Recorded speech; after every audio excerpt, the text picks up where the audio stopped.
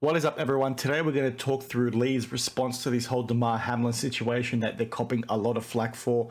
I'll share my thoughts on those as well as a response from people within the trading card community.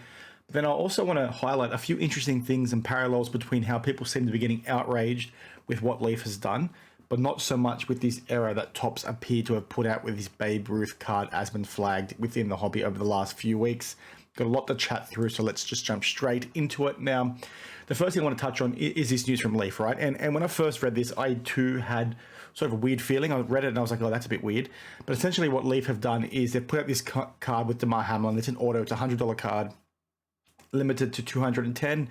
That is basically a news flash card that Leaf do every now and then, from what I recall, and it's called Prayers Answered. Basically, they've put out a card to sort of, be proud and celebrate the fact that Damar Hamlin has recovered from that sickening issue out on the field. He's been released from hospital. They basically want to celebrate this situation. Now, lots of people saw this and jumped down the throats of Leaf straight away, as they saw it as a cash grab.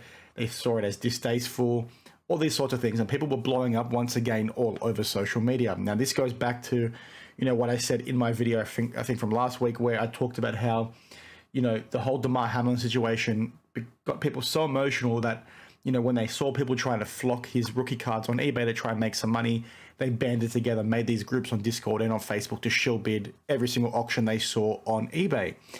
And the same sort of thing again happened here, where everybody was ready to go after Leaf. Now, you do need to sort of take a step back here and breathe for a second, in the sense that, Leaf have stated they are going to donate some of this money to Damar Hamlin's foundation, which is really, really good. People also see this as a cash grab from Leaf, in the sense that they're using Damar Hamlin's name to try and, generate interest for themselves. Again, that might be the case, but they're a business. What's wrong with that? The other thing that people do need to keep in mind with this, as well as Damar Hamlin has had to sign a contract with Leaf to do this, so he is obviously happy to do this for himself as well. So you getting offended about the whole situation seems a bit strange when the man himself was happy to come in, sign some sticker autos and put them on a card, right? Use his likeness, use his signature to try and, number one, generate some wealth for himself, which, for an individual that just went through a sickening situation out on the field, he knows that his career could be cut short at any moment now, right? Where getting additional funds is a good thing for him. But at the same time, he's getting funding for, his foundation as well, which is a huge thing. Now, there's 210 cards here. They've limited it to, it is worth $100. Leaf haven't come out and stated how much of this they're actually donating to the foundation. I think it would have been really good if they did note that up front and said, you know what, we're going to give 75% of the sale price to the foundation, or we are going to donate everything to the foundation once our cost of manufacturing and our cost of getting Damar to sign these cards in the first place has been covered. That's what I would have done in this situation. Again, they're free to do what they want, but I just found it, very odd how people were so quick to sort of judge once again. Now, I'm not going to call it sports card nonsense here in any way, shape or form, because they sort of flagged this situation as well. On Instagram, you can sort of see the response from people sort of hating on Leaf and hating on Brian Gray. Again, similar to what their sentiment is here, I shared a similar vibe when I first read it, right? I was like, that seems odd. I just trying to cash in on that situation seems a bit odd. But once you get the context that, Damar was obviously very keen himself to sign it to get some money for himself. And like I just touched on, with his career potentially being ended at any moment, right? He knows how quickly a professional sports career can end, right? Because he's had something, so out of this realm of possibility happen to him. But then there's also now, the charity element. I think it's okay. And the point that I want to try and make today as well is not to go after sports card nonsense or anything like that, because I think their viewpoint is perfectly fine once they receive the context. It probably gives them a bit more confidence, probably an immediate reaction, as you sort of see here. They've responded since. They just hate the whole situation, which is fine. But what I find odd is seeing people sort of, respond to this. And this is going to general, right? Not just the sports card nonsense. Seeing people, become so emotional about this news, right? Becoming so emotional towards Leaf, becoming so emotional towards Brian Gray, becoming so emotional towards these people trying to cash in on Damar's name, as people did on eBay as well.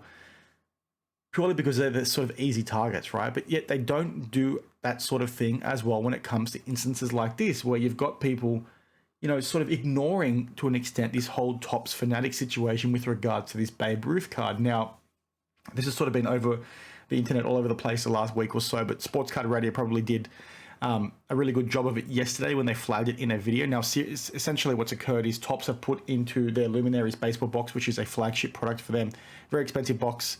this basically piece of bat cut and on card, or sorry, like the relic cut autos. I forget what they're actually referred to as. My brain's not working right now, but it's since been determined that it's potentially a secretarial auto, not one by Babe Ruth himself. There's a few experts out there that have come to the conclusion that this is the case, so please check out Sports Card Radio's video. But my point is, like, how you've got people sort of seeing stuff like this, which is a major issue, right? You've got, you know, the second largest card manufacturer in the world essentially putting out a product, a very expensive card that somebody bought this card for $17,000 USD. It was one of the chase cards from this, you know, flagship product from Topps, okay? They put an auto in there and they've stated that it's signed by Babe Ruth himself when it's in fact potentially signed by, you know, his secretary or somebody that works for him on his staff, as was quite common back in the day. Yet they're sort of seeing that, not talking about it in the same level of emotion or uproar as they are for these Damar Hamlin news with regards to, you know, this card, as well as the eBay stuff that I flagged in my video the other day. And I've always found that sort of logic pretty odd. It's like, channel your emotion. Obviously, you're free to do whatever you want in terms of how you want to, you know, get offended by things or how you want to sort of argue things. But given that we saw people get so emotional with this whole Damar Hamlin situation, right? They got so emotional to the point where they were calling for people's heads, essentially. They're essentially saying they're never going to buy Leaf products again. They hate Brian Gray because he's an easy target. Again, they're dumping on him. Yet they're seeing that mistake from Topps and they're not talking about it in the same vein or in the same disdain as they are for this. And it's like, guys, my message to you within the hobby, and I think most of my viewers fall into the same basket as me, right? When you're seeing stuff like this from Topps, that's completely unacceptable. That is, in my opinion, a million times worse than a business trying to cash in on the news of this whole Damar Hamlin situation, or a seller trying to cash in, trying to sell a card because they want to try and cash in on this news for him at the moment because he's a hot talking point at the moment. Everyone in the hobby is talking about him. Like, then they're far less, or they're far more minor, in my opinion, than this whole, you know, mistake from Topps. That's a huge error. Like, given that they couldn't do the due diligence to get comfort that that Babe Ruth card was actually Babe Ruth's signature, right? And it's not a secretarial auto. Does that mean there are other autos out there that could fall into the same basket that Topps have also said are, you know, genuine and authentic? Those are the things you need to be asking, and these are the companies you need to be chasing, because people like Topps, people like Panini, people like PSA, BGS, SGC to an extent, these pillars of the trading card hobby, as I say all the time, they do things like this consistently and they get away with it. There's nowhere near as much uproar as they should be. If you imagine the person paying $17,000 for that card and then finding out it's not a Babe Ruth auto, like, yeah, I think Topps is going to be in a pretty unfortunate situation themselves because they've got a guarantee. They're saying the autograph is genuine. I just hope it's ironclad enough to protect the buyer that the 17K, they're not going to get away with saying, well, we said it was a genuine auto. Technically, the secretarial autos still constitute a Babe Ruth auto. Like, I just hope there's no hanky-panky going on from a legal standpoint perspective. But I think you all get what I'm trying to say. Like, push your focus and your uproar to where it should actually go. Like, yes, you can sort of be upset at Leaf for doing this whole thing, right? Yes, it leaves a bad taste in your mouth to an extent, right? The fact that it's happened so soon. But when you've got positives of Damar Hamlin getting money, like I touched on, when you've got positives of his foundation getting money, how can you still be so emotional towards this situation, yet then be somebody that would ignore this whole top situation? And now, I know it's not mutually exclusive in the sense that you're going to have people that are going to be upset about the Leaf situation, but then really angry about, you know, the top situation, or vice versa. But there are going to be some people out there that won't jump down and jump on the bandwagon as they have for this whole Damar Hamlin situation, as they would and should do for Topps. Now, again, that's sort of it for today. I did ramble. I hope you did like the video. Please share your thoughts down in the comments below, because I think this is a really interesting one. The key message here is, if you're going to complain about this sort of stuff with Leaf, like, why aren't you also then complaining just as hard or just as emotionally about this stuff from Topps and Panini and PSA? Because in my opinion, they're far, far worse. And, you know, it just keeps getting worse. Like, we're seeing like the same mistakes happen year on year. And whilst they might not necessarily increase in volume or frequency, the fact that they still continue to happen despite this uproar, despite people complaining, despite people, you know, pushing back on these businesses, the fact they still make these mistakes is really bad, because it shows they don't care.